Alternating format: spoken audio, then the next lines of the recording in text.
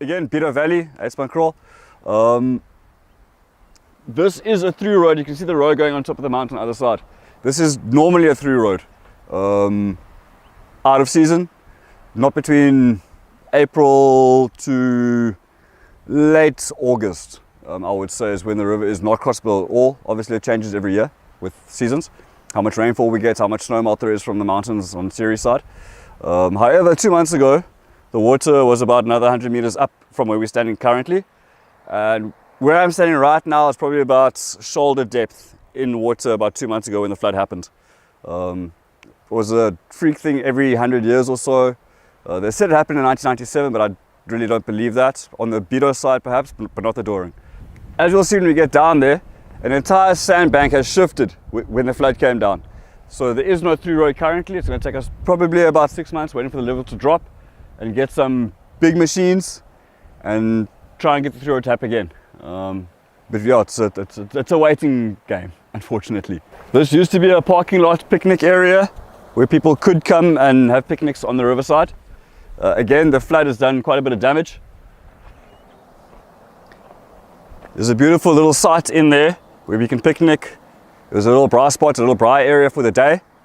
And as you can see, it's just been washed away entirely.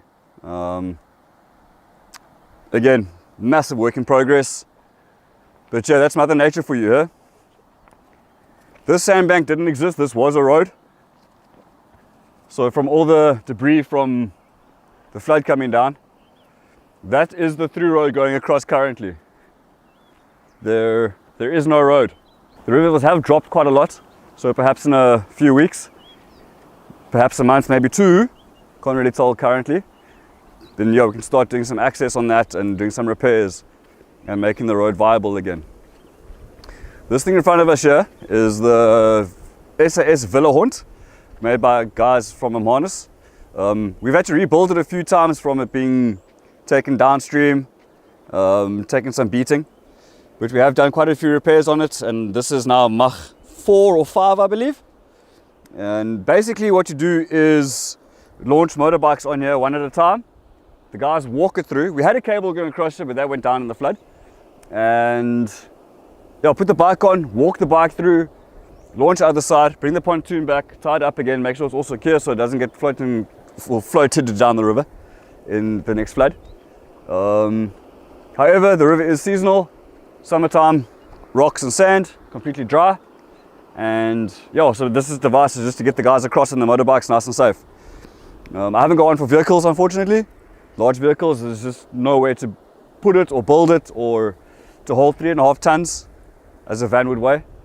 So yeah, it's only for motorbikes, and then for 4x4s the river is just crossable in season. And this is the Doring River. This is the Doring River. It travels quite a distance, ends up on the coast, well, it goes into several. It basically ends up in Wupperthal. So the confluence is on my property of the 2 rivers. I've got the Biedou in the Biedou Valley, so that's the Biedou River. And then as we're looking right now, it's probably another 300 meters down where the 2 rivers meet. Just beyond that last little rapid. That's the confluence of the 2 rivers, Biedou and Doring. Straight ahead of us, you can see where the road's coming out on the top there. Straight ahead would be the road, as the crow flies, straight across. That would be the road. But again, from the flood, the entire sandbank shifted, brought all the trees with it. Bit of a nightmare currently. Yeah, we have some gorgeous sand dunes further to the right, about 500 meters upriver.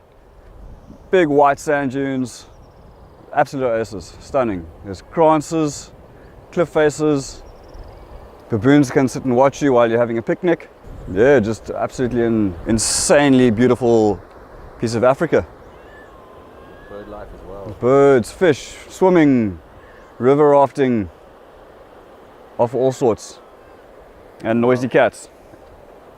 But yeah, there is no bridge.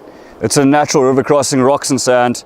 Every year we have to do some repairs on the road because rocks do move when the flood comes in.